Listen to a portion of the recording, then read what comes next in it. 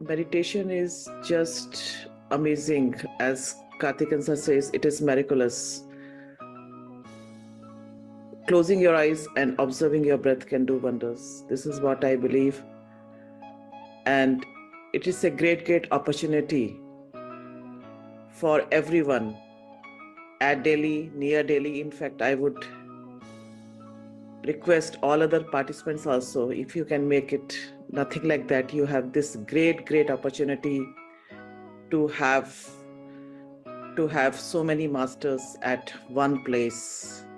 You can interact with them, and as we say, meditation is a life self-exploration journey. You get on exploring yourself. Just go within, and then yes, indeed it's a treasure within us. Earlier I used to think it is all just bookish things. Now gradually along this path I am feeling and being attached to the foundation like this. I don't really know, it's beyond expression, that the amount of satisfaction I derive out of it, doing whatever my tiny bit, and learning and enjoyment, they are happening simultaneously. Earlier that was necessarily not the case. So yes, I am eagerly looking forward to all the 3 days that I will be attending, and of course I'm going to gain so much knowledge, wisdom, but I'm just looking to explore myself more and meeting so many masters so closely.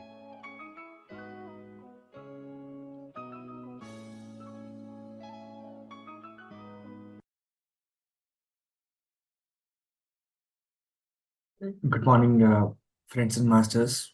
Good morning and good evening. Welcome to the day 24th of Yogam 40 days program. Yesterday, we've been learning about pyramid energy. Today, we're going to learn about emotional regulations and emotional intelligence. With that, I welcome Sai Kripa Sagar. Sir, welcome to you, sir, and over to you.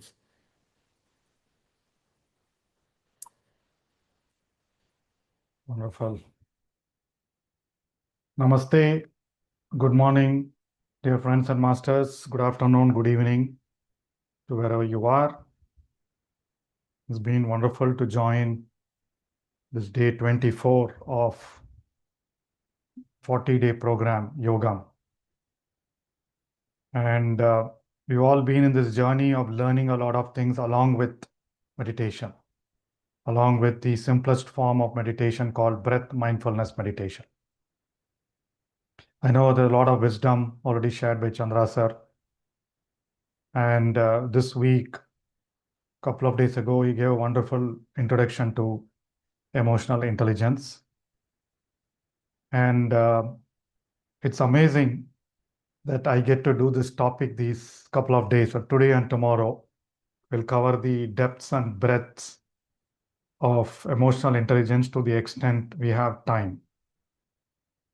And I know in our deeper workshops, in our longer workshops, we cover a lot better, a lot deeper, right?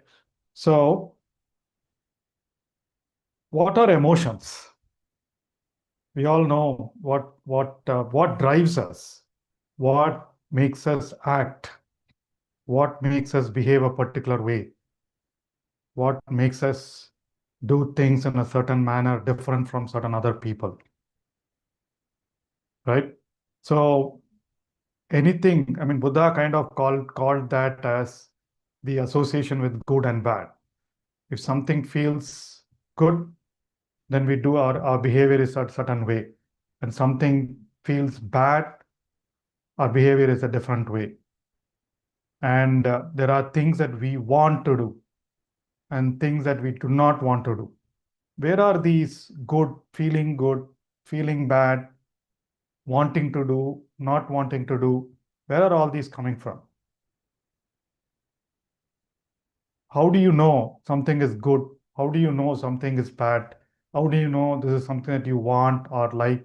This is something you don't want or you don't like? We know because we feel. We know because we feel. We feel our thoughts. We feel what other people are doing. Though we see, I mean, the doors are our senses. We will walk through how emotions arise. And as we feel different things, the frequencies, our body starts vibrating at that frequency of that particular emotion. There's a difference between emotion and feeling. We will talk about that once we get into the masterclass section. What is an emotion? What is a feeling? What is a thought? And then there are different grades of thought, like you might have heard earlier: beliefs, attitudes, perception. All these are different grades of thoughts. So similarly, an emotion and one thing, emotion gives rise to multiple feelings. We will look at that. And more importantly, our state of behavior, our state of consciousness, our level of consciousness depends on how we manage our emotions, feelings, and thoughts. The level of our thinking, again, is dependent on how we are able to respond to certain situations, overcoming our emotions. So we will talk about the 5 pillars of emotional intelligence. We'll cover a few today, we'll cover a few tomorrow. We'll look at the science behind some of it, and also what some of the great masters have said about how to handle emotions and how to handle feelings. Some of you might be wondering, where is all this going to help me? Where is this understanding of emotional intelligence going to help me? Very simple. I step out the door. The moment I step out the door, I start interacting with my children. I start interacting with my wife. And then I walk past, when I start interacting with my neighbors outside, or when I go to my workplace, the moment I start interacting with my colleagues, we are supposed to feel those emotions. There are certain things that are good, certain things that are bad. That's what you will feel, right? As simple as there's this wonderful story about, I think Daniel Goleman talks about in his book, in one of his books or articles, about how one lady working, she gets an email from her boss on a Friday evening saying that Monday morning, let us meet to discuss something important. That's what she gets. Then immediately this lady feels so jittery. Oh my God, what is it about? What is the discussion about? All through of Saturday, Sunday, I need to be thinking about what the discussion is about. Is he going to fire me? Is he going to reprimand me for something? Right? So that those are the thoughts she undergoes. And immediately she responds on top of the mail, don't spoil my weekend. Tell me if you're going to fire me now. And the boss got that email and he was puzzled. He was perplexed. What is this? I just asked for a meeting. Why is she responding like that? And immediately the boss calls her and says, no, that was a meeting to discuss your qualifications or your eligibility for a promotion to VP. Right? So it's supposedly going to turn out good. But in this lady's mind, right, all those emotions were running. What did she do? She reacted immediately. Instead of thinking about it, instead of absorbing it and responding later. Then she thought, oh my God, I should have waited before I responded, right? And all of us have gone through during our work life, right? There are a lot of those emails that trigger the emotions. Somebody says you didn't do it well. Somebody says immediately we want to respond, we want to defend. And then similarly in meetings, I keep talking about it. When I go to a meeting, right? I don't know. I always in that, I used to be in that defensive mode. Someone tells me something or someone just asks a question on what I mentioned. I immediately feel, oh my God, did he not understand? Right? So they're all emotional triggers. And the moment you start discussing, let's say you have this conversation with your daughter or son, all conversations with our children, I found, are learnings for our emotional growth. learnings for our growth, our transformational growth. And one part of transformation is, of course, handling emotions, managing emotions. How do we express ourselves, right? And emotions are nothing but energy in motion. So it always comes at the level of energy that we are able to vibrate at, the frequencies that our body and our mind sends out those signals. And when Eckhart told as a wonderful uh, point about, he talks about pain body. Pain body, before you react, the pain body starts reacting. How do you manage that?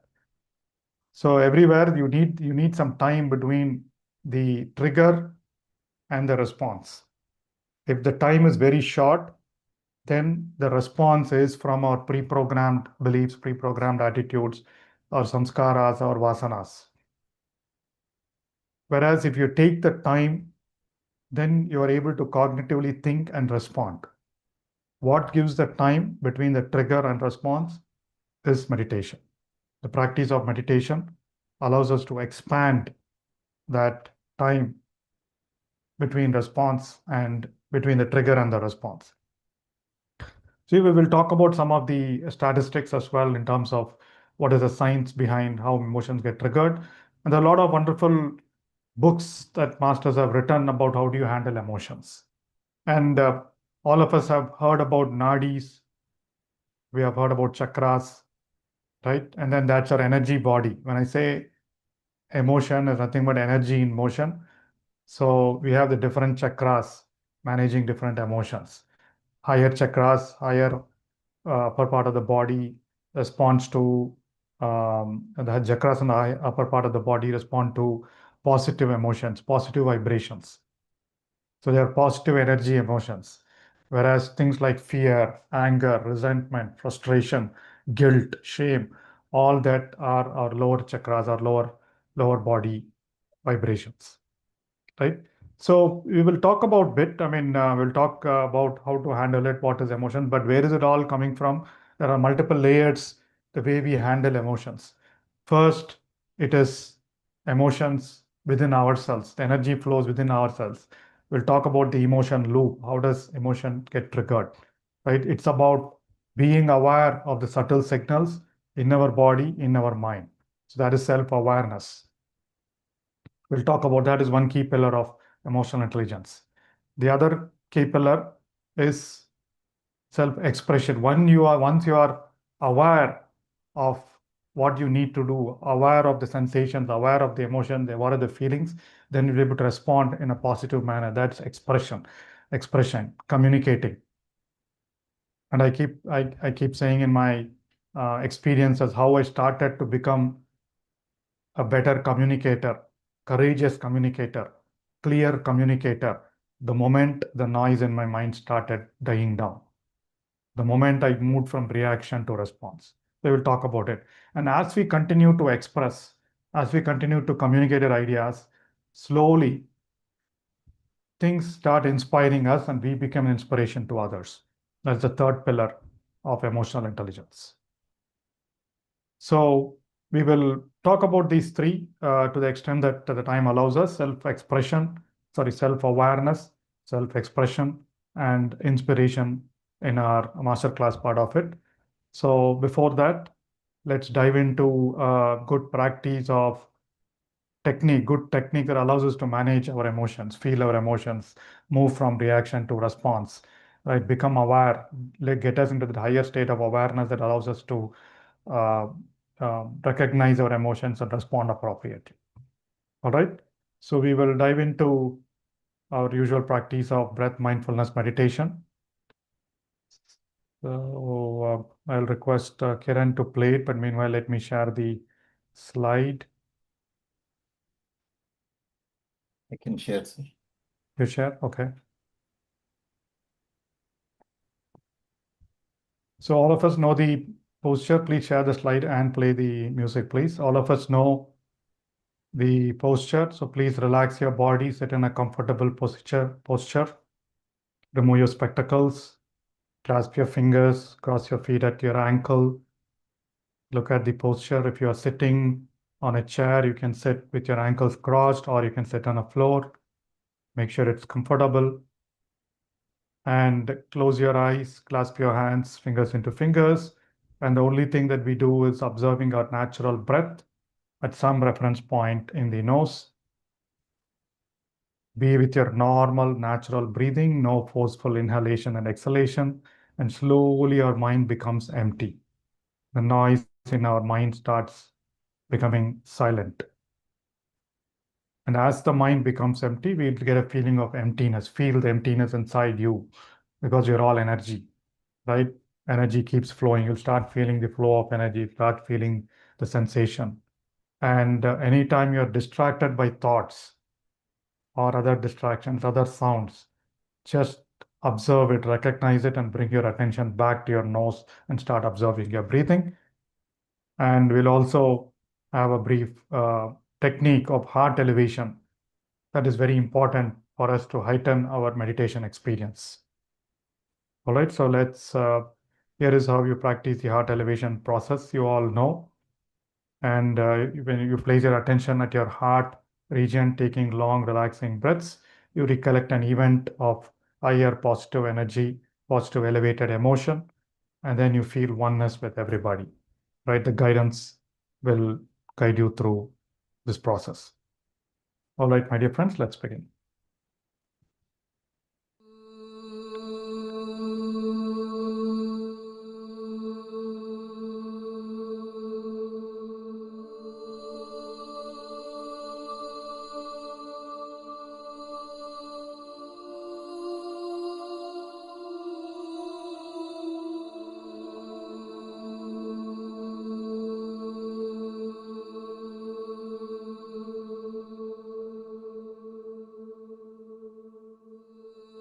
Dear friends, dear masters,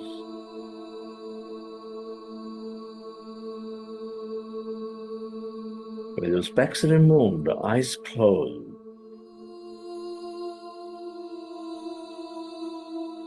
keep your hands in your chest area.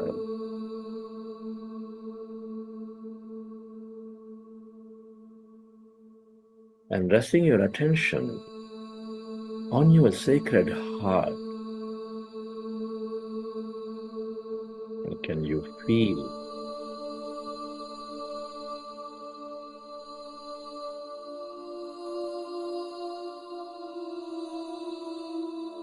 your beautiful heart?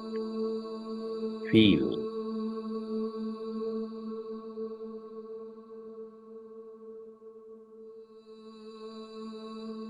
the center of all emotions, nurturing all life.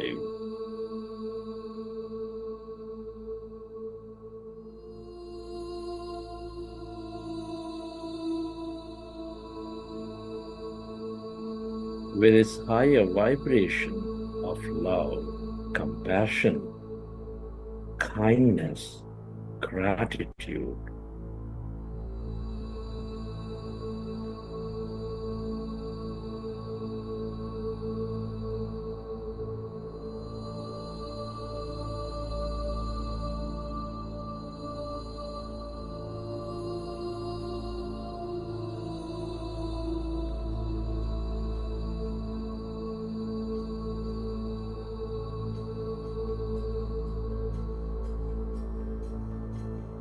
Can you recollect an experience from your past?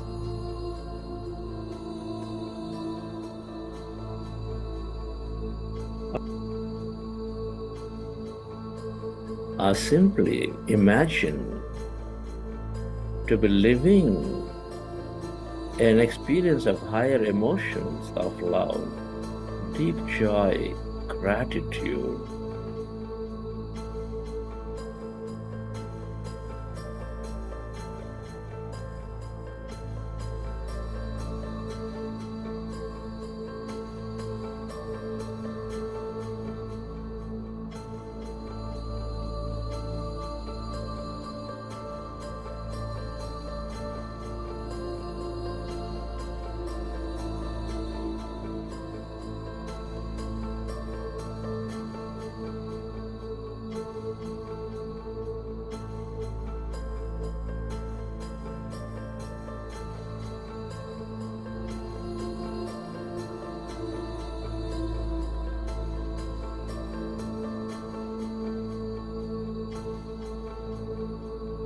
Relive that moment and feel that energy.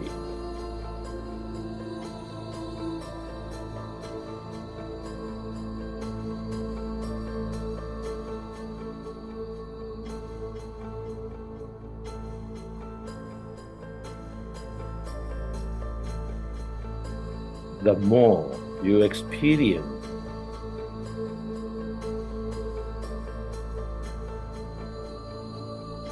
this higher emotions and energy of love, compassion, the more coherent you become.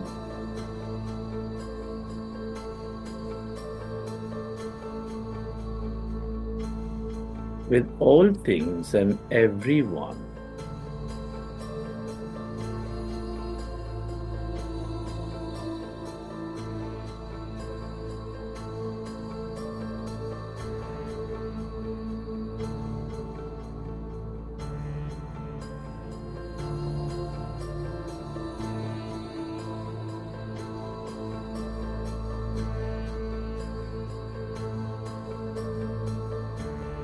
We are all deeply interconnected.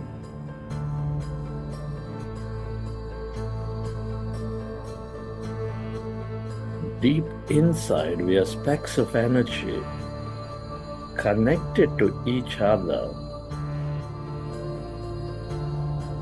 Tell yourself to direct this energy, to spread this energy to everyone and everything on this planet, to help them elevate themselves. Where your attention goes, there your energy flows. Feel.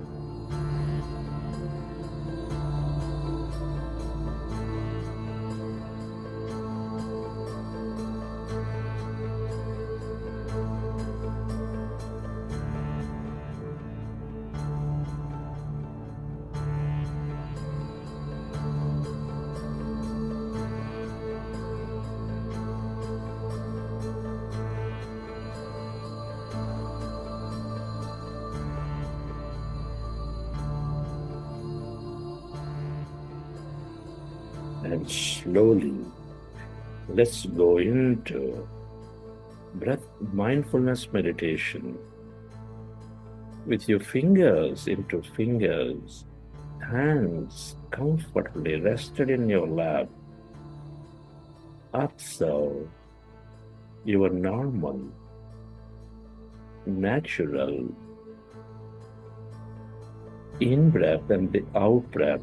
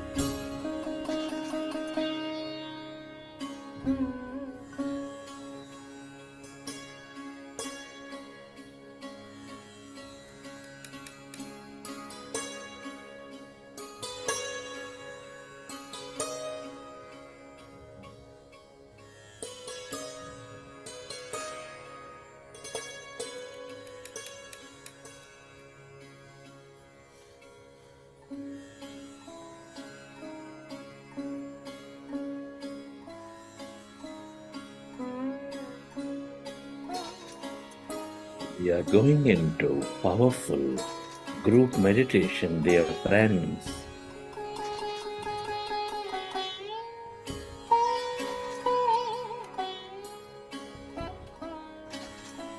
Observe your natural in-breath and the out-breath.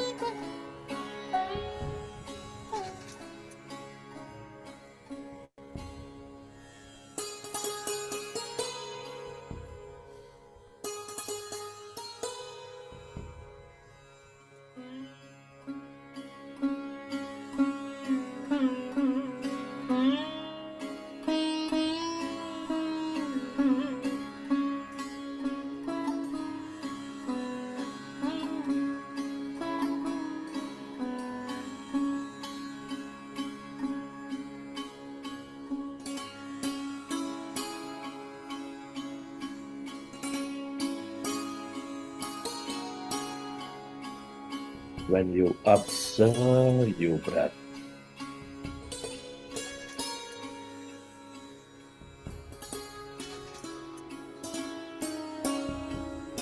your mind becomes empty.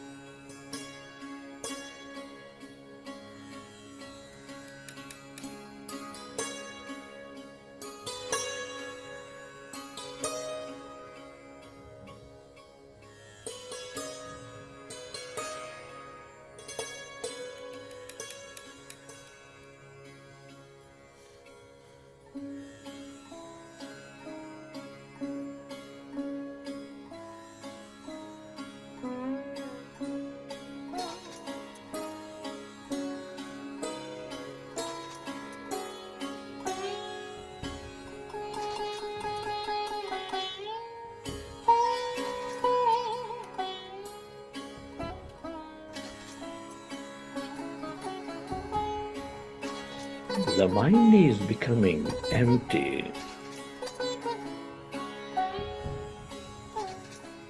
We experience greater emptiness. That calmness inside of you, all around you.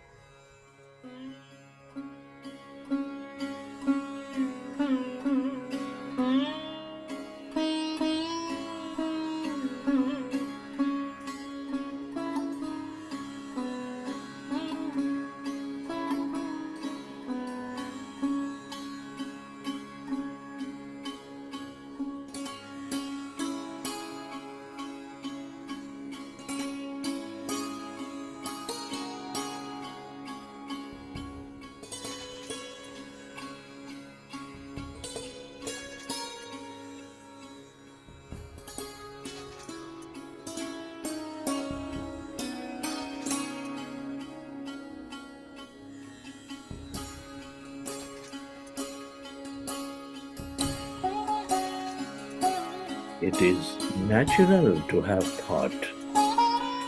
When you recognize your thinking, go back to observing your breath and allow yourself to go into the deeper states of calmness, emptiness.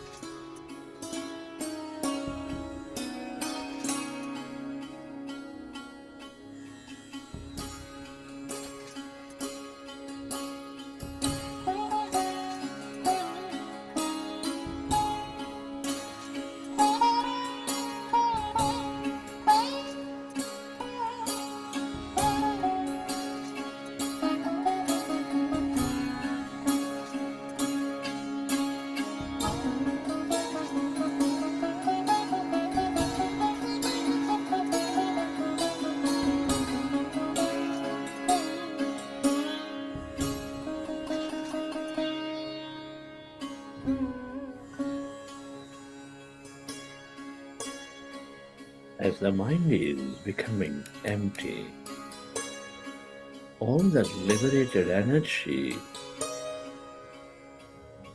is channelized into the present moment.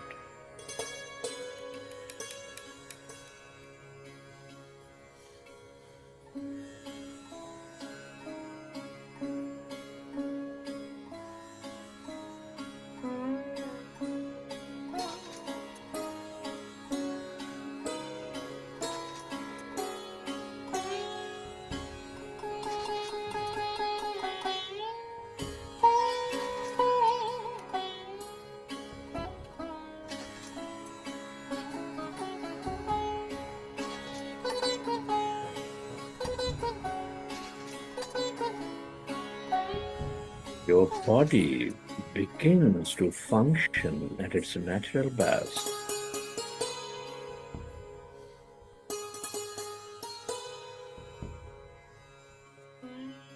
You develop greater power of thought.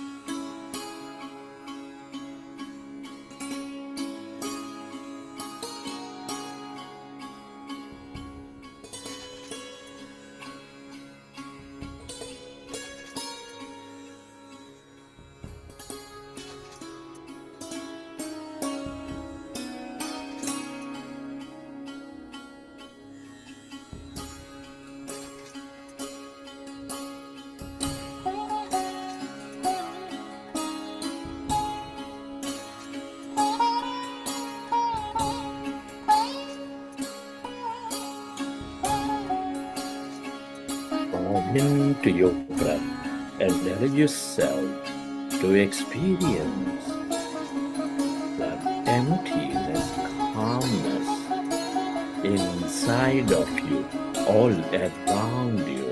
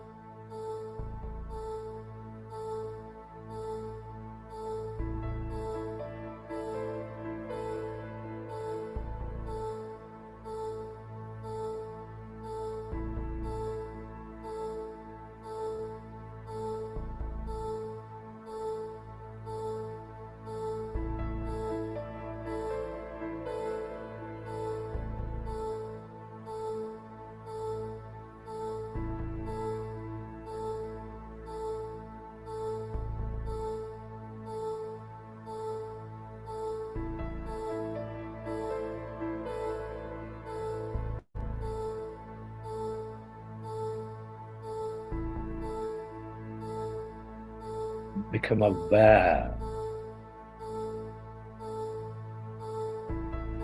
of that calmness, stillness within you as you merge into your breath.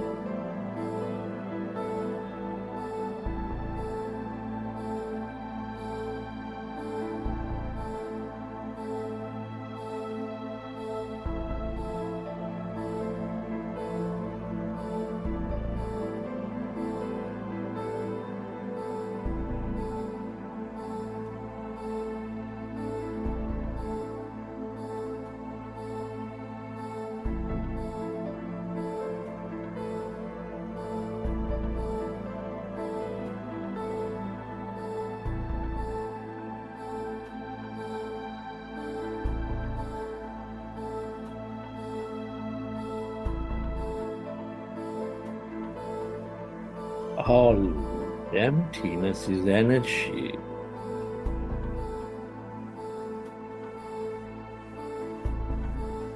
This is the quantum field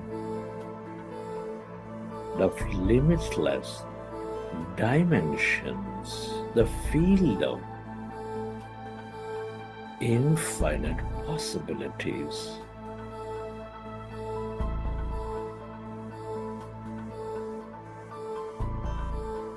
The more you are with it,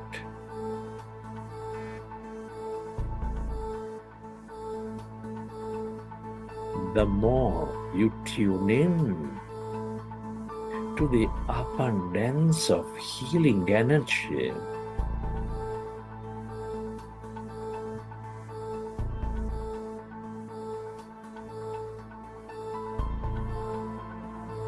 empowerment energy.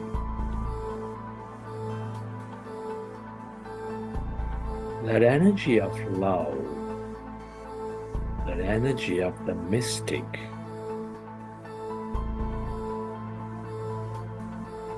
or whatever you can become aware of.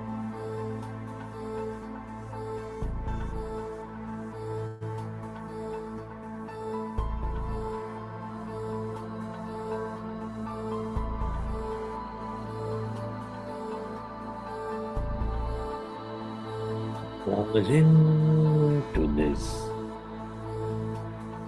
emptiness of no body, of no thing.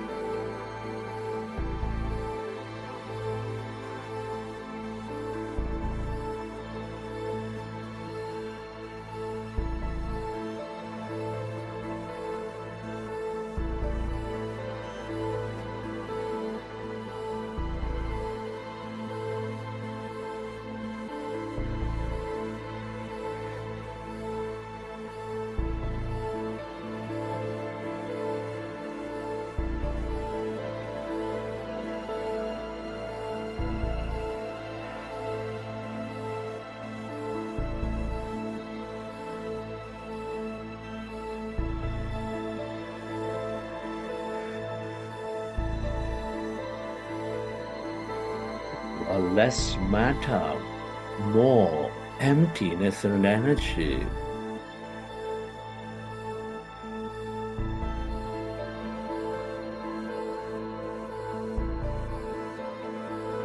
As the mind is rested, you move away from this matter, your body. You experience that emptiness, energy, the feel of all connection, the field of all wisdom.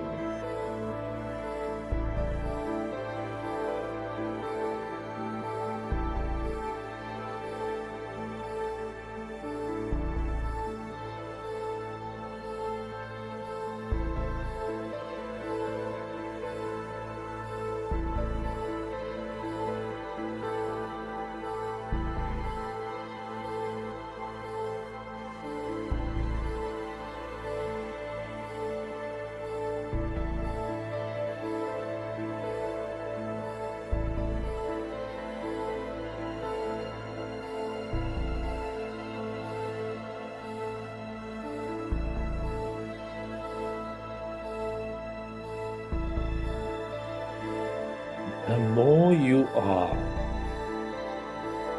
in this calmness, emptiness,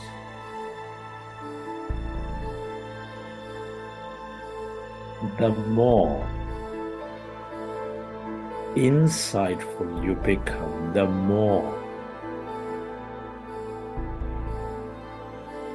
connected you become.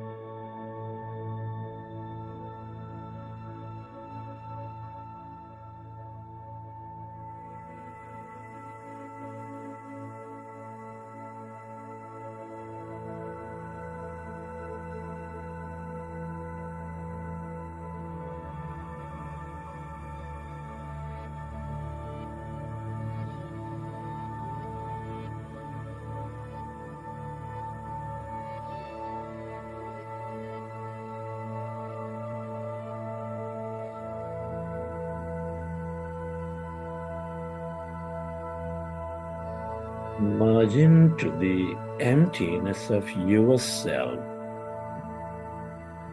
your divine self.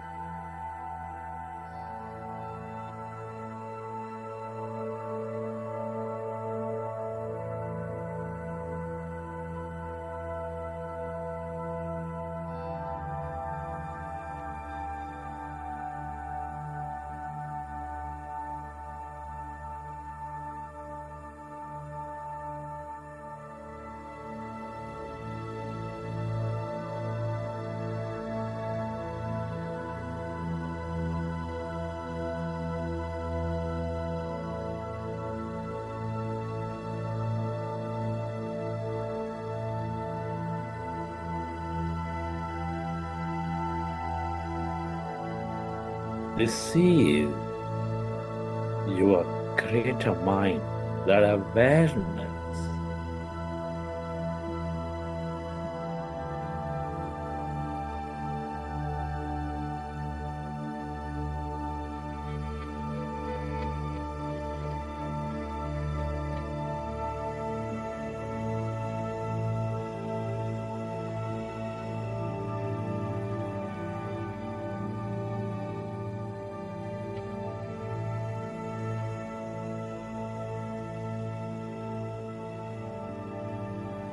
the more you are with it,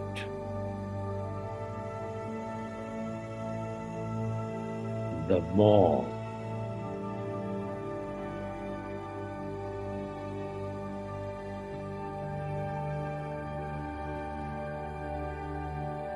you experience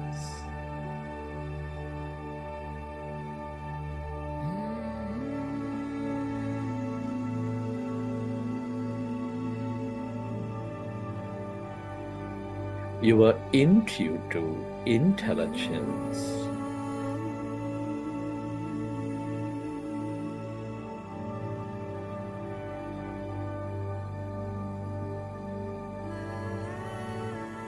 The more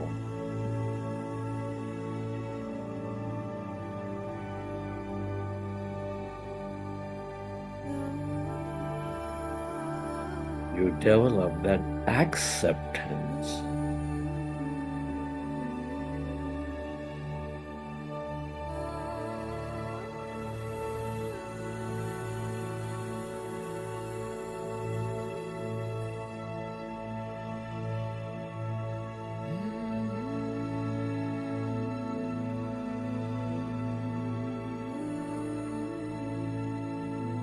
and the more effortless life becomes.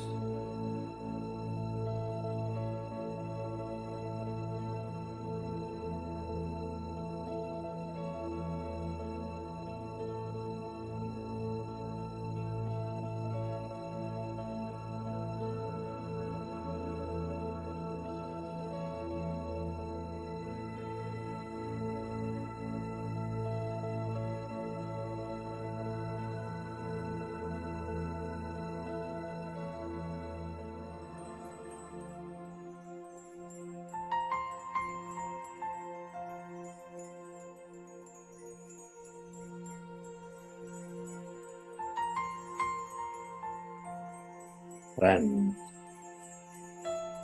it's truly a privilege to be experiencing this life, to be exploring consciousness for a greater life at this time of history. Many are not so blessed. Can you express gratitude to everything and to everyone? Be grateful to this intelligent universe.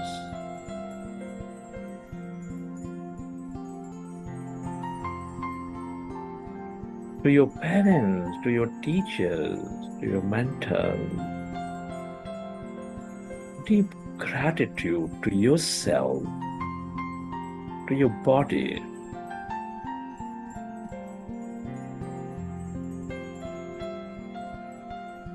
Give thanks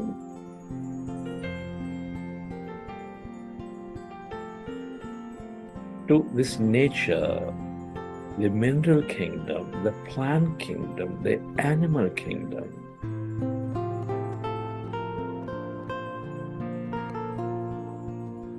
Gratitude to all the people in your life, to everyone.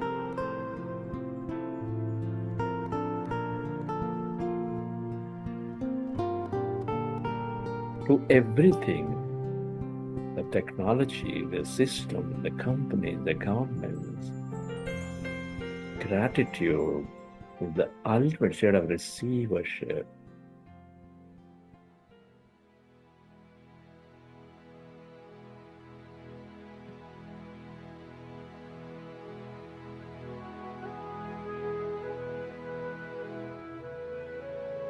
Recollect your experiences from the session, and whenever you're ready, you can keep your hands on your eyes for 5 seconds, and then you open your eyes.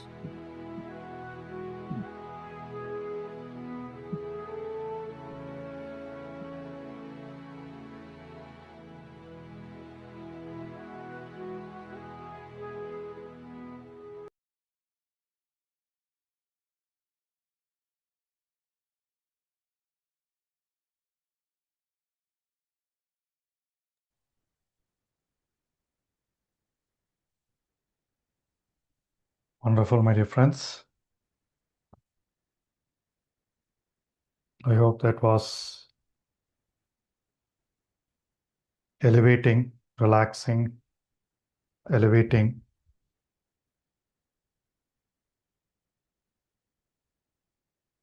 and very peaceful meditation session. It has been that way for me.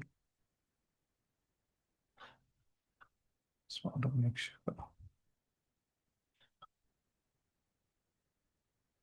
So with that feeling of lightness, with that feeling of emptiness, with that feeling of gratitude,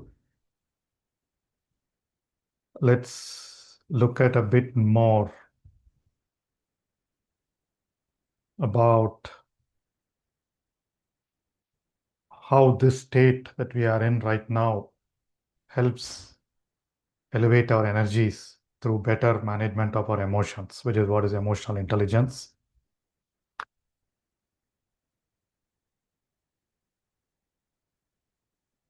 Before we dive into the topic for today, I have a few slides that I will show you and go deeper into the emotional loop, the emotion loop.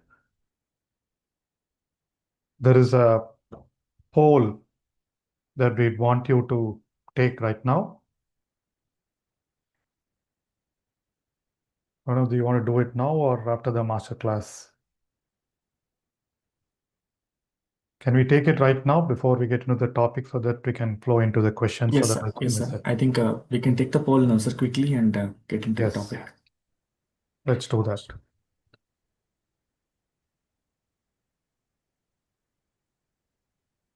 Let's take the poll right now. It'll just take a couple of minutes. So you see the poll on your screens. Just please tap the right answers.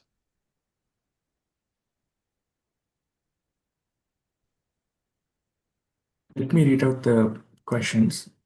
The first question is,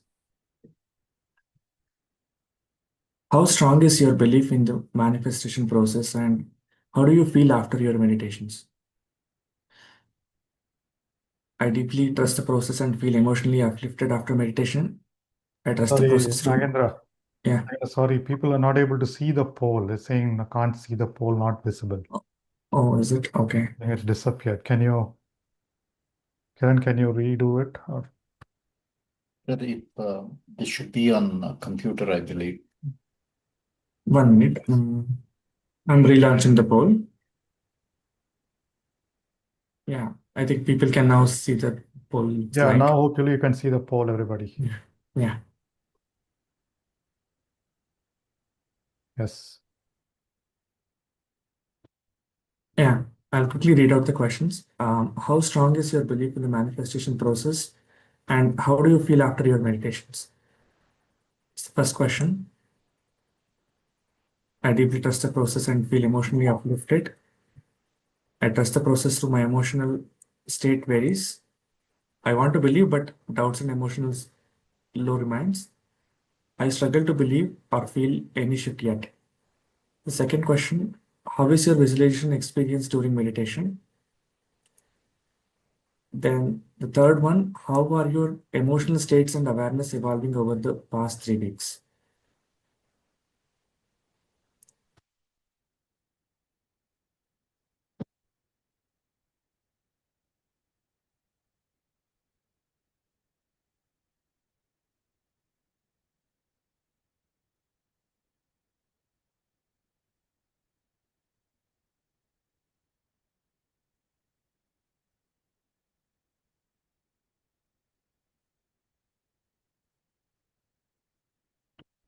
And more, 40% participated.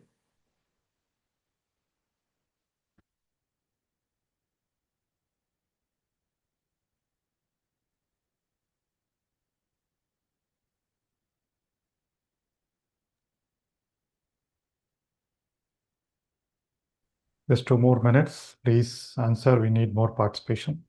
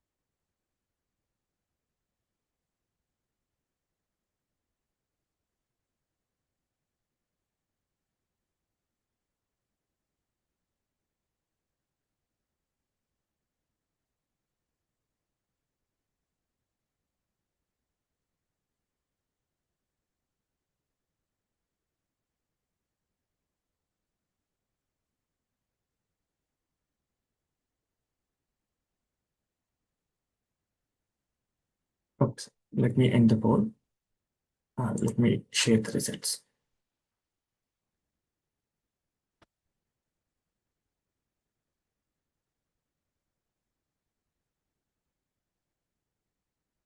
%50 of the people shared, I deeply trust the process and feel emotionally uplifted after meditation. 41%, I trust the process through my emotional state, but emotional state varies. Hardly 4%, 5% still believe doubts and emotions low. And I struggle to believe or feel any shift yet. Then the second question, how is your visualization experience during meditation? Very vivid and emotionally charged, 70%. Around 51% people clear at times but not consistent. And I find it hard to maintain a clear mental picture, 25%. I haven't been able to visualize much, 7%. Last question, how are your emotional states and awareness evolving over the past 3 weeks? I'm more aware and notice clear emotion shift, around 40%. I'm becoming more aware, but emotional patterns still repeat, around 40%. Good. I feel some changes, but I can't tell if they are lasting, around 16%. But I haven't noticed any real difference in my awareness or emotions, around 5%.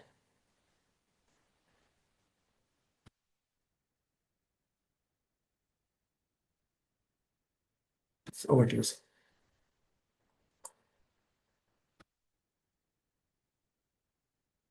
Sir, you're on mute. Sorry. Okay. So wonderful. So yes, I think there are some, this is, I think, midway through this 40-day program for people who have joined new.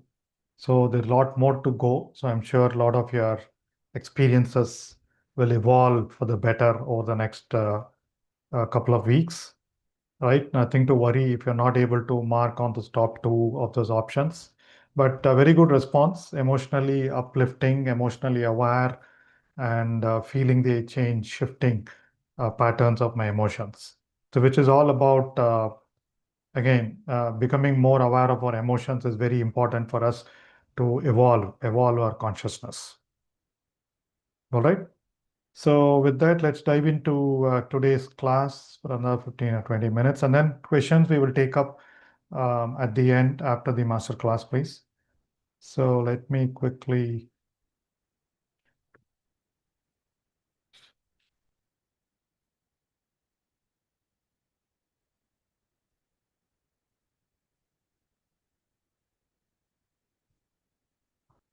Okay.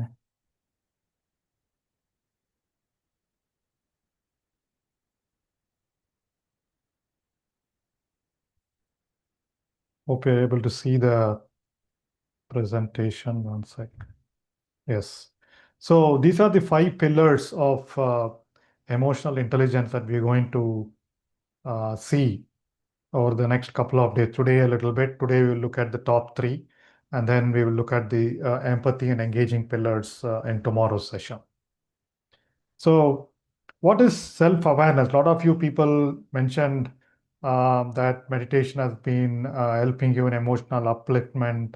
It's help you be more aware of emotions. Where are we all feeling this? Where are we feeling all this emotions? When we say emotionally uplifting, when I see emotionally balanced, where are we feeling all this? Yeah, heart is one of the common areas. Where else? Soul and mind. I'm still trying to figure out where the physical presence of my soul. But yeah, soul, mind, body, yes, right?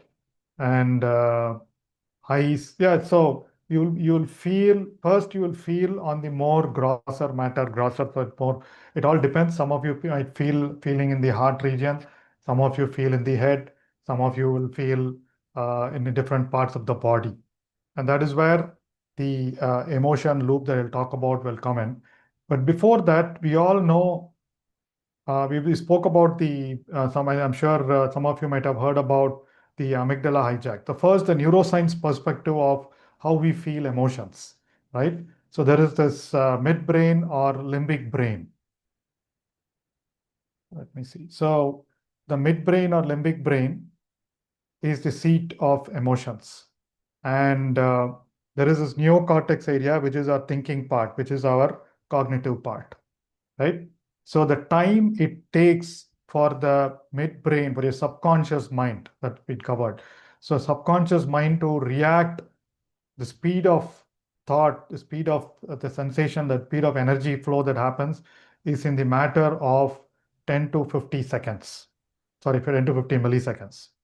Whereas the response from the cognitive mind, which is your conscious mind, takes a little bit more, around 100 to 200 milliseconds.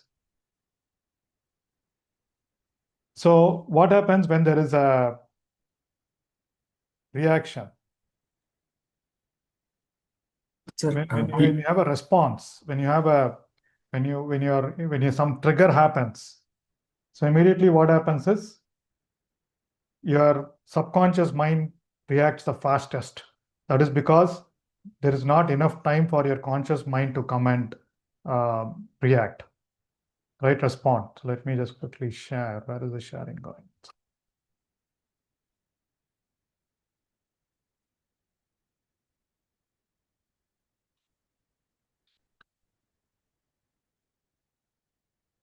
So amygdala is the seat of our subconscious mind, seat of our emotions. And the prefrontal cortex is where we respond consciously to things. Now, anytime there is a reaction, it could be your boss shouting at you, or it could be some person passing that remark at you, or it could just be your parent or your daughters or your children's uh, uh, discussions or words that trigger you. So the amygdala is the fastest to respond. It responds based on our past emotional patterns. It based on past learned responses. So it's the fastest to return, fastest to respond. Whereas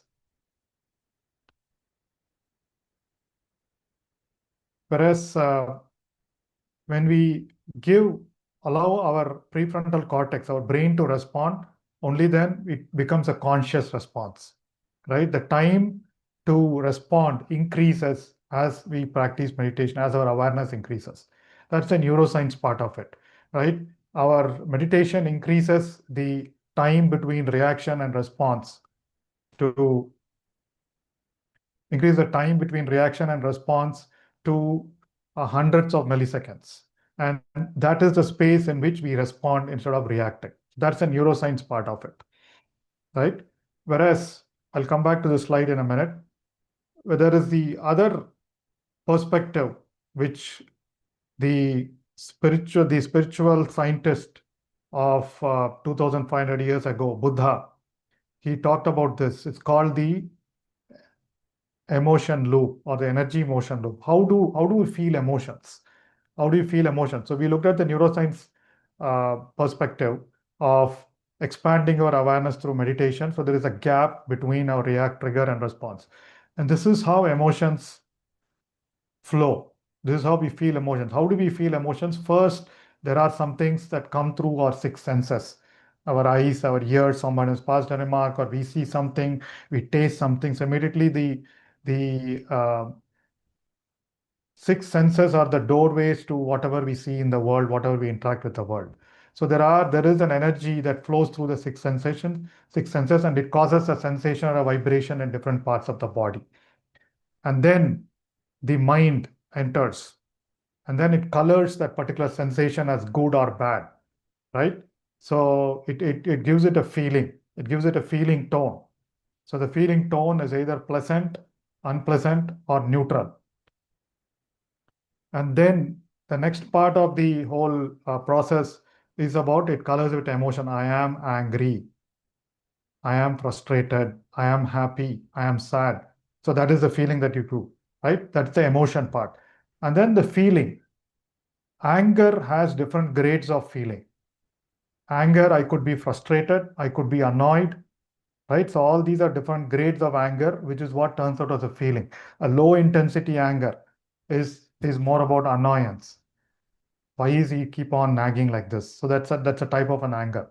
Whereas a high intensity anger is something that you respond immediately, jump up, or probably shout at somebody, right? So that is the high intensity. That is what you call as high intensity anger. So similarly, when you are joyful, you are happy inside. The highest intensity of joy is, hey, you're jumping and shouting and saying that, yeah, I got it. I got so many marks, or I got my promotion. So that's where it's joyful, right? So that is the labeled feeling. So it becomes an emotion, then it becomes a labeled feeling, and then it dictates our behavior. So this is what happens every time we go through a trigger to behavior, right? And most of the time, this first few parts, we deal with it unconsciously, right? That's what we say, that we react out of it. Where do we react? The mind automatically labels, hey, someone is kind of hurling an abuse at you. This is how you should respond, right? So it's so super fast. When we are not conscious of it, we allow the subconscious mind to respond. And that all happens because of our if I'm angry, I should shout. If I'm angry, I should show something, right? I should feel. Or I'm feeling anger, but I'm not able to express it. So what do? I don't know, right? So that causes energy blocks. So what Buddha and what neuroscience and then what meditation science talks about is, it allows us to be conscious and aware of all these initial pieces so that I'm able to cut before it triggers, before it converts into a labeled feeling, before it converts into a behavior. I'm able to catch it and then change my response. In Buddha's Anapanasati Sutta, there is one thing called mindfulness of feelings.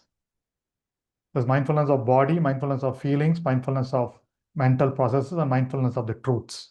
4 parts to the 16 words Anapanasati Sutta. So it's also called the 4 foundations of mindfulness. So mindfulness of feelings Buddha says, always become aware of the feeling tone. If something is happening, how are you feeling? Pleasant, unpleasant, or neutral? Because everything causes one of these feelings. If you're able to catch at that time, then you are able to kind of change your reaction, change your response. So that's the whole science behind how this happens. And we all know energy blocks. Any pleasant feeling, any unpleasant feeling has a specific body part where it resembles. For example, fear mostly is for some people it's the stomach. Anger is mostly in the heart. Fear also is in the heart for a lot of people, right? And fear sometimes is in the shoulders. People will feel some sensation in the shoulders for some people, right? So emotions arise because we are not mindful of our feelings. So the earlier you catch it, meditation allows us our awareness. We are aware of our body, and that's what we talk about, right? Mindfully interpreting things, mindfully looking at aspects, right? So how would you? So mindful thinking. So self-awareness is about becoming aware of ourself. First, it is what is happening at the level of our body, right? And then next is about being aware of our thoughts. Which comes first, emotions, feelings, or thoughts? It's a loop. You start with a feeling, then you get an emotion that triggers a thought, triggers an action, and then that thought amplifies the feeling or emotion, and then again, it's a loop. Joe Dispenza talks about it, right? So to break that loop, the essential thing is feelings. And then meditation science talks about a particular feeling, a particular sensation, a particular craving, a particular fear gives rise to 100 types of thoughts. So when we are more aware of our feeling, we are able to remove the arising of all that X number of thoughts. Instead of addressing things at a thought level, right, we address things at a feeling level. That is the first step. And then, of course, reprogramming beliefs and everything, talk about it, right? And feeling a particular emotion is so important because that gives rise to reality. And that is why in manifestation, one of the sutras of manifestation, the way you visualize is you need to feel. Your feeling center records it the most. All affirmations, all prayers, all visualizations, the key success factor of that is how you feel, feeling that emotion, feeling gratitude. That's what we do at the end of meditation, right? So that is the first level. You feel a sensation or an emotion in your body, then you feel the feeling, and then you move into what is the thought that has triggered, and then you change your behavior. So that's the emotion loop. And mindfulness meditation allows us to do, what do? We always keep bringing our attention to our breath, bringing our attention to our breath, right? So that's what we do. And anytime there is a distraction, we are aware of the distraction, bring our attention to our breath. So we are learning awareness in our everyday meditation practice. We are feeling gratitude in our meditation practice. So, and then all of mindfulness meditation is around awareness, is around our attention. And it's also around non-judgment, not judging anything that arises, no analysis of whatever happens, right? So as we become more aware, as we become more aware of our thoughts and feelings, right? We become more aware of our response. We are able to trigger the right responses. And what it gives us is, it gives us confidence. I can do it. Like I've been saying, initially when I go into meetings, I was always, this self-awareness was missing. What was I aware of? I was aware of what I need to talk. I was thinking of what other people will think about my talk in that particular meeting. I think about what other people are thinking about me, their interpretation, their judgments about me. That is what my mind was thinking. My mind was not aware of how I was delivering it, right? And in a lot of times in meetings that you must have seen, you must have felt it, or somebody will have felt it, saying that sometimes when something is happening, not that you like, you feel a clenching of your fist, a tightening of your jaws, right? Some tightness at different points. You have to let go of all those feelings. The moment you bring in awareness to how you are in a meeting, how you are in your conversation, that is the first step to mindfulness. That is the first step to mindful expression, first step to mindful talking, first step to mindful thinking.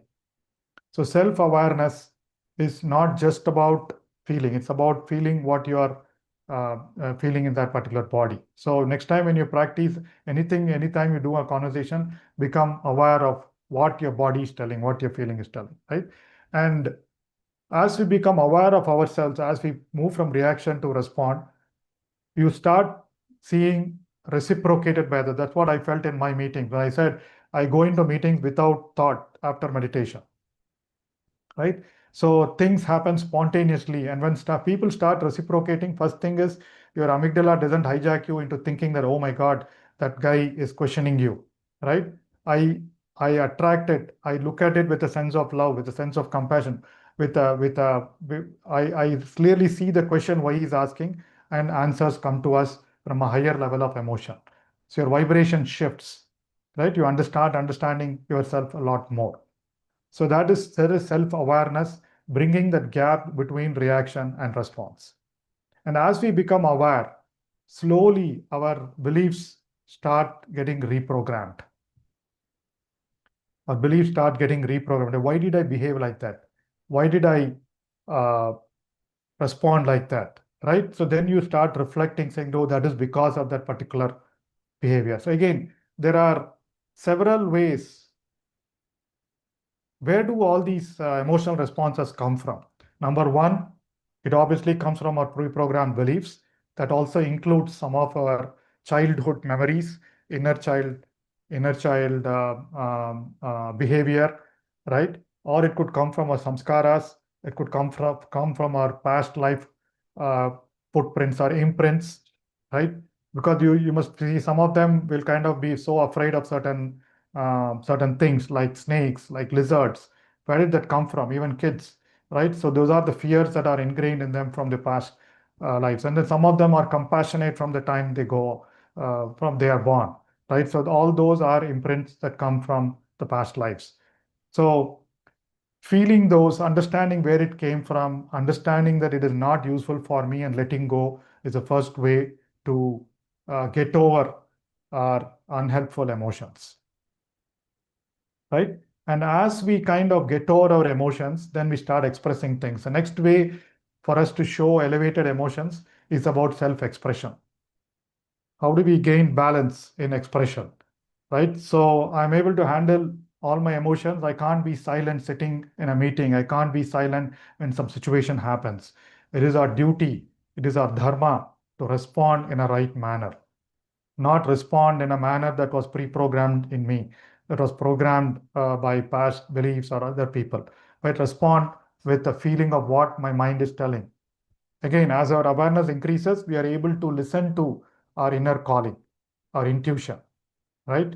And we're able to respond with that. So that's where spontaneity comes in. Balance and expression is not reacting too much. But again, it doesn't mean that you are silent to all. Oh, I am a meditator, whatever. I think someone was asking me a question in one of the other classes, right? Meditation makes your mind calm. You're saying respond consciously. And when someone is not doing their duty right, should I stay calm or should I respond? And sometimes the person will not get it if I respond in a calm manner. There are cases where you need to act angry. There are cases where you need to act frustrated. Someone is not doing a work regularly the right way, you have to express that feeling of frustration. But with meditation, that feeling comes without that inner residue, without that inner imbalance, right? It'll just be verbal, it'll just come from your conscious mind. So that is self-expression, balance and expression without feeling hurt. Earlier, I'd have felt hurt, oh my God, why is he doing like this? But now, no, there is a reason for how he's acting. Now let me understand, why is he not working well to your colleagues? Why is your spouse or why is your kid responding?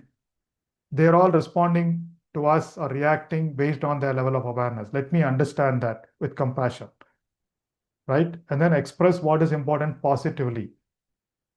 There's no need to defend, there's no need to prove our point, irrespective of, there's no need to prove a point or defend either in front of our spouse, in front of our friends, in front of our colleagues. Because we are innately intelligent, it's our spontaneity that needs to come out, right?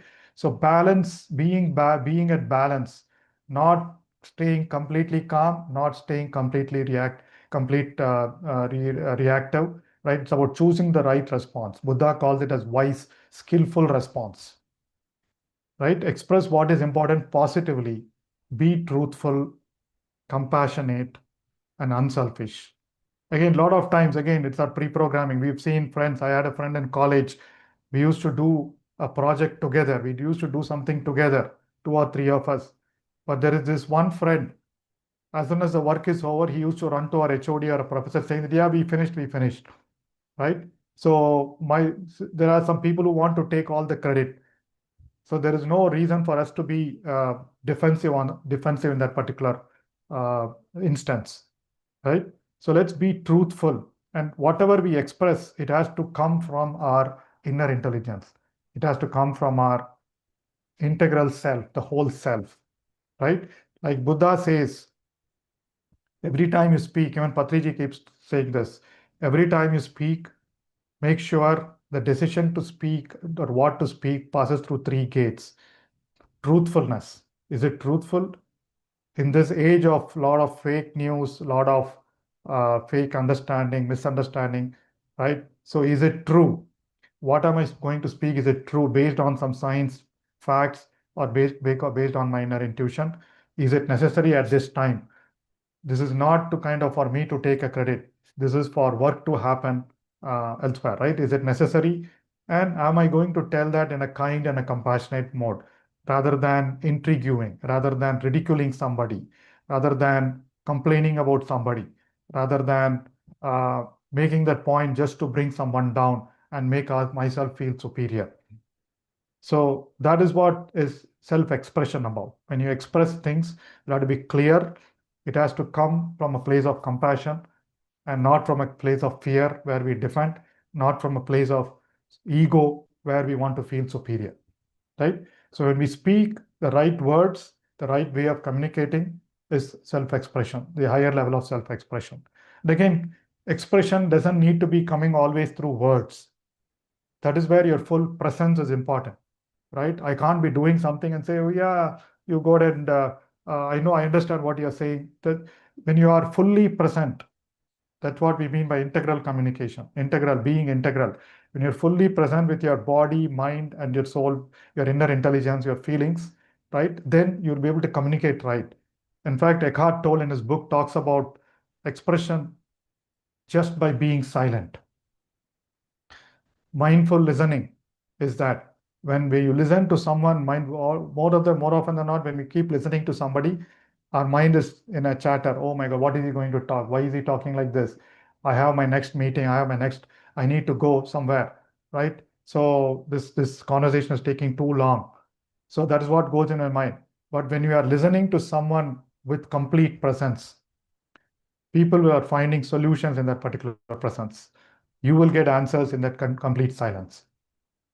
Right? So that is about being integral, being completely present, speaking the right thing, speaking compassionately. And when we are self-aware, when we are expressing with confidence, it elevates our self-esteem. Then we are at a level of energy, higher level of energy that's inspirational to us, that's inspirational to others. That is when we are that high level of energy, we get inspired to do whatever we are doing, not about what we want to do. So it's about, earlier we must be thinking, oh my God, I don't like this. I want to do this, I don't want to do this. Whereas through meditation, as our emotional intelligence increases, we start loving whatever we do. And when we love what we do, we are fully present. When we are fully present, we are aware of all the things that I am communicating. We are expressive to the right level, right? So that is why for the soul, experiences are what is important. You should experience with our body, with our mind, and with our inner intelligence. So experiences are important. And we are inspired, with life. We see the beauty around it, right? So every one of us has a story. Every one of us have been born here to create an experience, to create a story that we leave the world with. Every newborn who's born yesterday, born today, will create a story over the next several years. Each one of us have created a part of a story. We are creating a remaining story. Each one of us, the story could be around family, the story could be around work, the story could be around society, right? We are here to leave that stories. We are here to create. That is why we all talk about co-creation. We are creating a story, creating a vibrational consciousness experience, right? So inspiration comes through self-accountability. Self-awareness allows you to respond right. Self-expression gives you the confidence, increases self-esteem. And when we are inspired, when we are operating at the level of inspiration, we take responsibility. That's a higher level of energy, higher level of emotion. Right? We take ownership. We're self-accountable. We do things, whatever is needed to be done. That's what we've seen in Buddha CEO, in Pyramid Valley, in PSSM, in all the places. If something needs to be done, I don't wait for someone else to do, right? We jump in.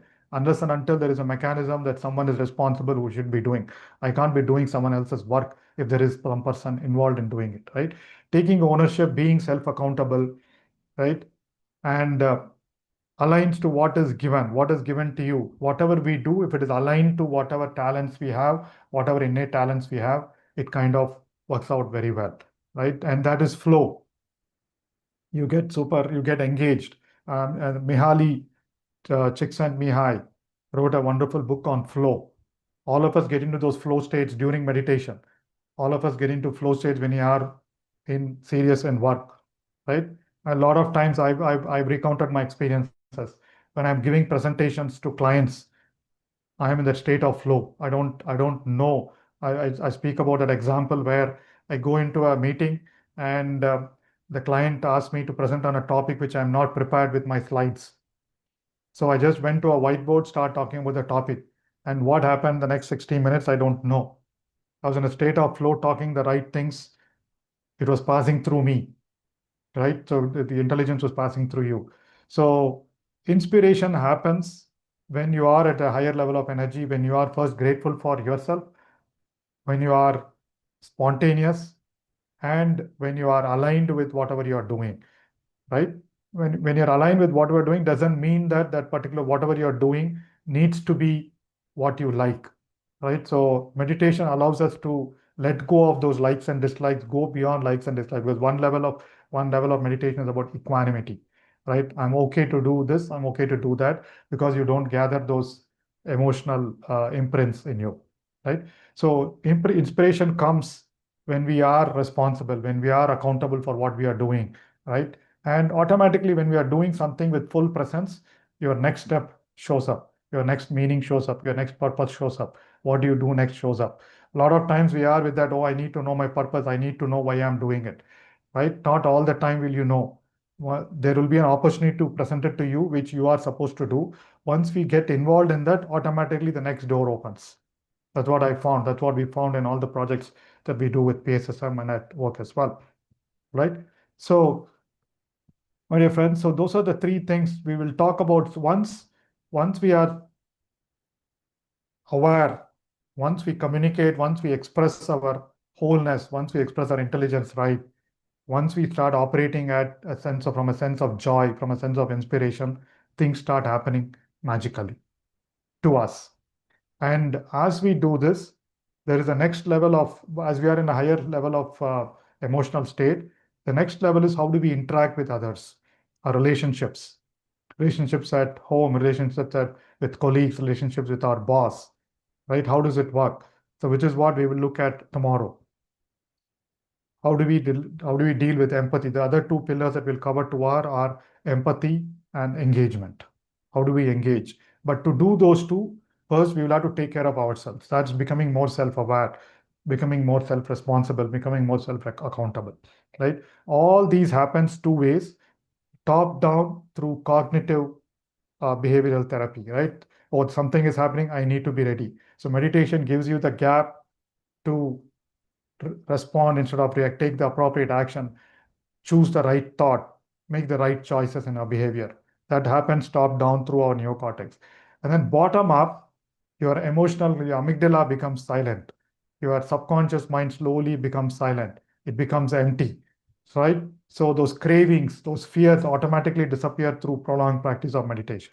There are a lot of books that talk about it, right? So two ways, it allows you to give the gap to respond right, and meditation allows you to automatically cleanse a lot of those unhelpful emotions, which allows you to become more aware, respond right, and also operate from a level of joy and inspiration.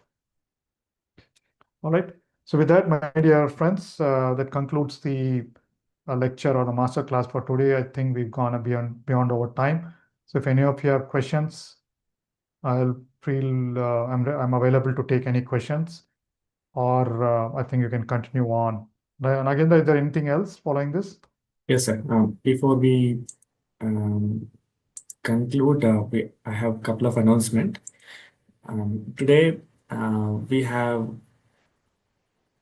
a book club, Inspire. The book name is Book of Children, facilitated by Nisha Ramachandran and Srinivas Ankareddy. It is going to happen from morning 8:15 a.m. to 9:15 a.m. IST, batch 1.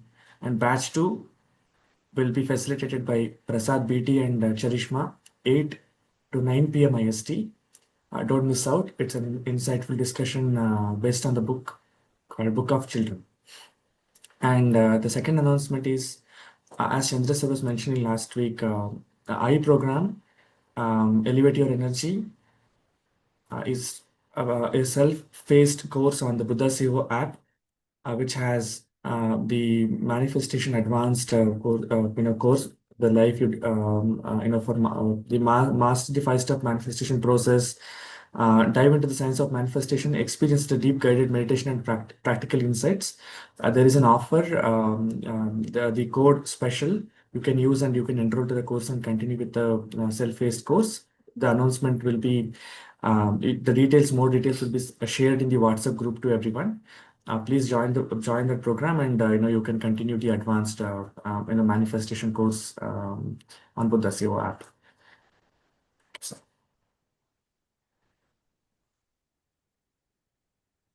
Wonderful. So any questions anyone want to type in the chat window or ask or share your experiences?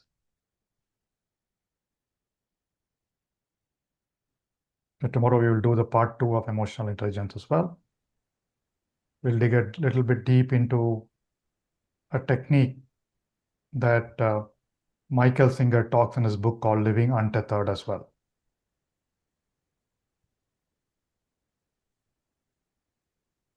I think Padam Shri madam, you can. Yes. आज meditation के दौरान दो चीज हुआ। एक तो full मतलब 90% of body में वाइब्रेशन फील हो रहा था, 2 टाइम हुआ ऐसे। और जैसे फोरहेड के पास काफी अजीब सा सेंसेशन हो रहा था फोरहेड के पास। ये क्या चीज है, समझना चाह रहे थे। So, madam, so what I understand is palpitation and sensations near the forehead. Sensations near the forehead, also one of the common experiences of meditation, ma'am.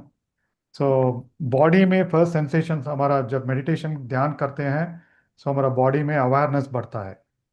As our awareness increases, right, the energy flow continues to happen throughout our energy body. We all know the nadis and chakras. So, energy flow हमेशा होता रहता है.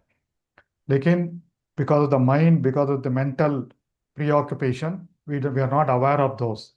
जब meditation करते समय, because the mind becoming silent, we are able to feel the sensation. मतलब इधर तो forehead के पास, right? Either there is a chakra here, third eye chakra, you'll feel some sensations, right? Body में, different parts of the body, you'll feel sensations. Pain gets relieved, right? Sweat, all these are experiences because of emotional cleansing happening. पहली बात, डरने की कोई बात नहीं.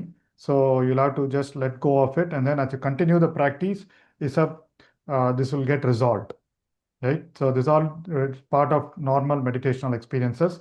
डरने की बात नहीं है. So just continue the practice, and over time it will go away. There's all emotional cleansing that is happening. लेकिन वो जो था ना, फीलिंग बहुत ही अच्छा लग रहा था. हाँ, सो अच्छा लगेगा थोड़े कुछ दिन, लेकिन कुछ दिन दूसरा तरह भी लगेगा.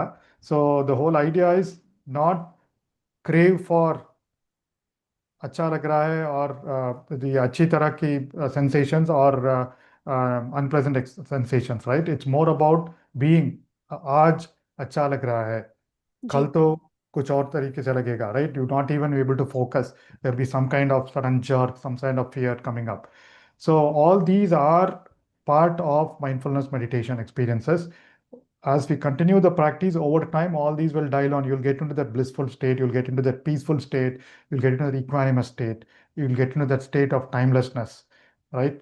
So उसी तरफ की बढ़ना है मैम, nothing to worry. जी, thank you sir. So I see a question here. I'm 48, but facing problem to handle my emotions. I step in the issues, problems without any logic or thinking.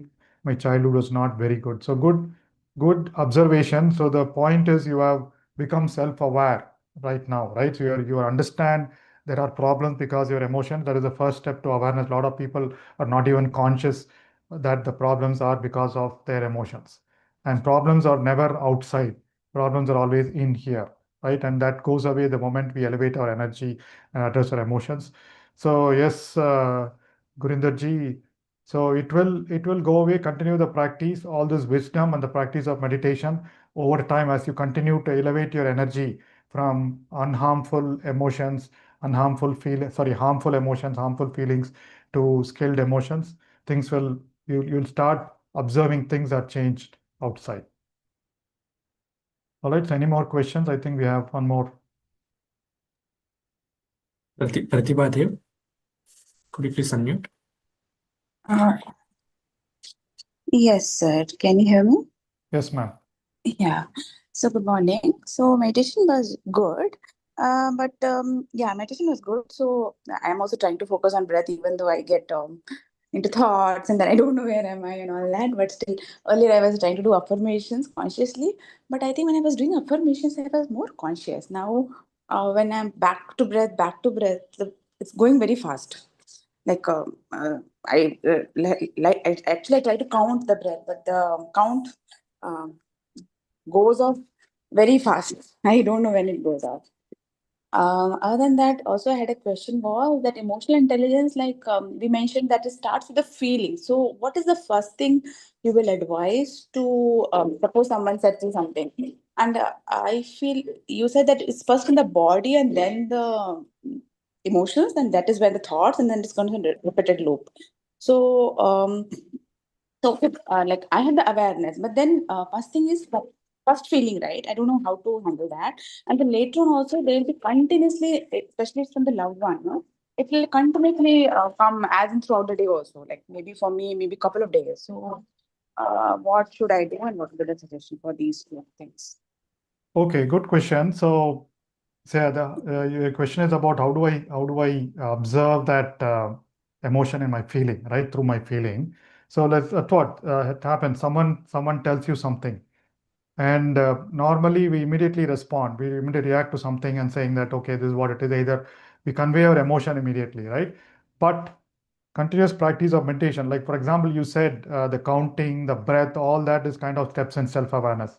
As you continue to do your practice, you will go beyond the breath. You will start feeling sensations, right? You will start feeling where you're feeling good, where you're feeling bad. So that if you look at that emotion, the energy in motion or emotion loop, that's all. The moment someone tells you something, you feel bad first, right? You feel bad, and that feeling bad ultimately gets you to your thought giving you some response, and then you are acting based on that, right? That feeling bad. First thing is we feel bad, we feel good, or feel neutral. That's what Buddha says, feeling tones. So if you're able to observe, okay, this person has said, I'm feeling bad, right? Then immediately, the moment you observe that you're feeling bad, that means there is a break in your thought, break in your response, and you'll be able to respond faster. And the more you start doing it, that repetitive loop starts broken. It is broken, right? And then you'll not get to keep getting repeated thought. A lot of times what happens is someone passes a remark, at that time you'll feel bad because you didn't handle it right. After the incident, you'll keep on thinking about it, right? Because somewhere in here you like that feeling. Your feeling is not resolved. Tomorrow we'll understand how to resolve those feelings. So how do I resolve? So that same feeling has triggered the thought. Why did he do it? Why did he do it? Right? And in that particular state of mind, if someone else passes a comment, then that triggers another loop, right? And then we behave, and our behavior in that particular mode also triggers opposite kind of behaviors, right? So the feeling is always, that's what continuous practice again, being mindful of your eating, mindful of your talking, mindful of your listening, mindful of your walking. A lot of these mindfulness exercises, they allow you to feel the sensations. The next time something happens, immediately you'll notice, oh my God, I'm feeling bad, I'm feeling good, right? Same thing happens with something you feel good, the craving for the mid-morning coffee, mid-morning juice, whatever, right? The craving for food at the right time. So you'll feel that craving happening. And over time, sometimes you might want to do something where just because your mind is saying, your body is doing okay, but just because your mind is wanting that coffee at that particular time, you probably go have the coffee and then disturb your body as well. So even that craving, where is it coming? Couple of days when you're conscious about it, over time through the practice of meditation, I personally have felt it. The craving disappears. There are some days where you don't need anything, right? You continue doing your work or whatever. So it starts with the feeling, be aware of the feeling, right? And again, it will improve. The ability to be conscious of it much ahead will improve as you continue your practice of meditation and being aware now. Okay, thank you, sir. That helps. And for the meditation part of it, like as I'm telling, earlier, like a week back, I was trying to do some affirmations and I was more conscious. But now, then I'm coming to thoughts, right? It just vanishes very fast. So, Yeah, again, so the thought, it's again the same process, ma'am. Just follow the practice and guidance in these meditations, right? So don't again label it fast and slow. That's another technique, right? You're judging yourself. Whatever is happening is right at that particular moment. If it is going fast, so be it. If it's going slow, slow be it. There's nothing wrong in things going fast. So once you let go of it, stop analyzing it, stop holding on to it, that this is how it should be, whereas this is how it is happening, then it starts slowing down. It starts dying down. All right, just be with it, whatever is happening. Yes, I'm doing affirmation, my thoughts are going, so the moment you observe it, the only thing that we need to do is bring your attention back to your breathing. Then no more judgment, right? Then it deviates, then you do. So no analysis during meditation. That is important. Just observation. That's what we said, right? There's a difference between thinking and observation. We observe our breath, visualize through our feelings, right? All observation is through feelings. Whereas we're not thinking, we're not analyzing during meditation. So that is important. So let go of the judgments. thank you. Yeah, that helps. Thank you, ma'am.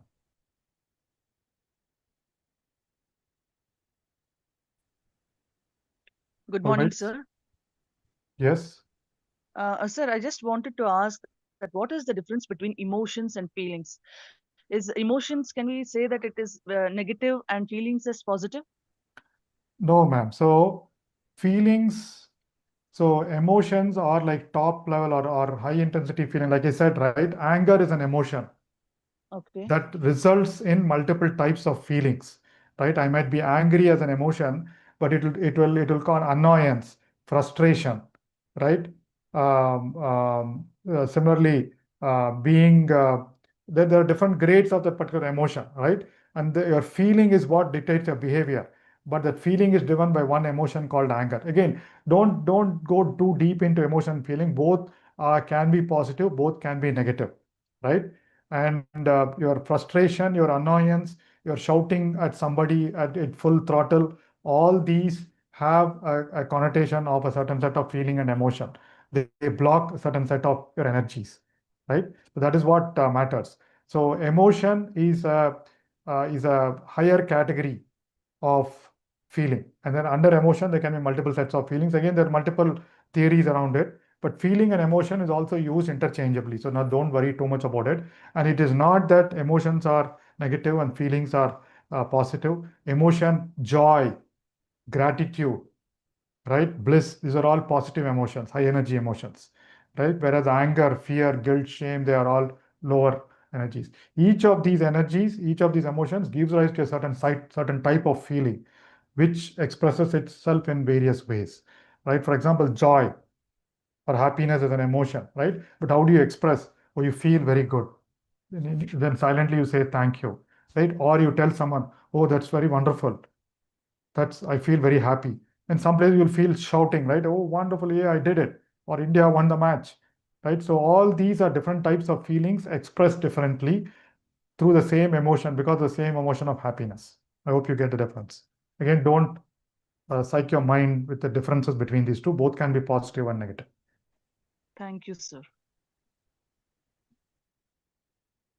All right, so there's one more question here on the Q&A. How to train or condition our mind to free from irrelevant thoughts, which we think as real one thoughts and being carried away, lose our time. Again, continuous practice of meditation, sir. So that increases your awareness, that clearly tells you what is right and what is wrong for you. And it kind of gives calms your mind as well. The moment you don't allow your subconscious mind to react, all those things will disappear. All right, so I know we've gone way beyond time. Any more questions? The last question we can take it from Jagdish sir. How to change the prejudgments about other person created based on the past behavior? How to change judgments about other person based on past behavior? Yes. So first, we knew right now, right? So first is being aware. First is becoming aware that I am judging based on past behavior. That is step one. So you pass the step one, right? I am judging because of based on past behavior. Is it right or wrong? Doesn't matter, right? Is my behavior, where did I learn? Where did I learn the behavior? So that's coming from a past behavior, being aware of it is step one. Second is you're responding. I don't need to respond the same way I did. The ability for you to choose your response, the belief in the ability for you to choose the response. I don't need to respond the same way the last time. Last time I felt bad. This time, let me do something that I feel good. So I can choose my response and change the outcome, right? So that conscious awareness, that gap that meditation provides you, you're able to choose your response. So you can choose it consciously or the other way around, as I said, the bottom up way, as you continue your practice of meditation, right? The judgment, the ability to complain, that unhelpful, nervy feeling will go away in meditation. So the next time you face a situation, you'll be the same situation, same person, but your mind will be feel free of judgment. That is because meditation has calmed that amygdala, calmed that subconscious mind.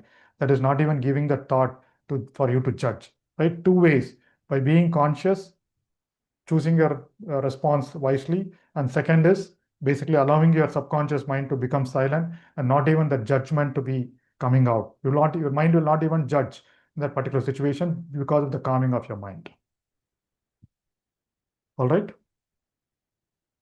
All right, my dear friends, I hope, I know this is a topic, emotion is a very important topic, but there are different perspectives to it, different science aspects to it.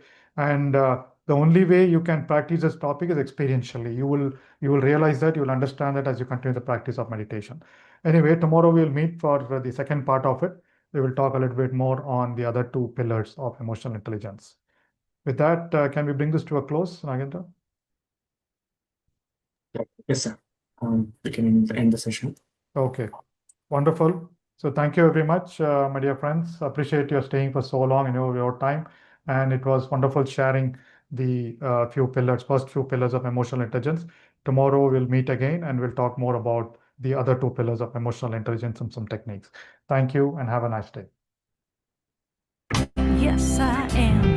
I am happy, healthy, wealthy, and wise. Happy, healthy, wealthy, and wise. And I know the light of love is shining in my eyes. I am happy, healthy, wealthy, and wise. A little birdie told me that life is so sweet.